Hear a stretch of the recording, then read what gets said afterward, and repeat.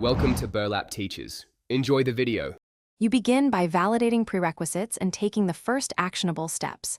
Confirm device clock and certificate validity. Mismatched time often breaks tunnels. Make sure keys and peer ID exist and match on both ends. Once done, back up your current configuration so you can revert instantly. Start an editor session on the device and locate the tunnel block. Do not change unrelated sections. This gets you into a safe, reversible state and prepares you for precise fixes that follow. You now make the detailed corrections that typically resolve invalid tunnels. Check endpoint IPs and remote ID. A single wrong octet invalidates the peer. Reconcile phase proposals. Encryption algorithm, authentication method, and Diffie-Hellman group must match exactly.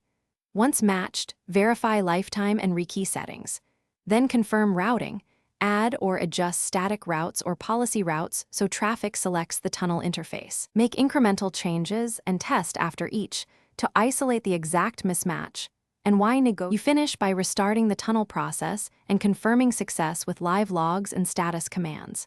Clear prior essays and bring the tunnel up to force a fresh handshake. Then watch IKE or WireGuard messages for success indicators.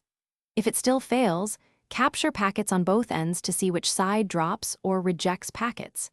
Make sure to revert to your backup quickly if changes make the state worse. That preserves connectivity while you iterate. One key tip: packet captures reveal negotiation mismatches faster than guesswork. Thanks for watching. Consider subscribing if this video helped you.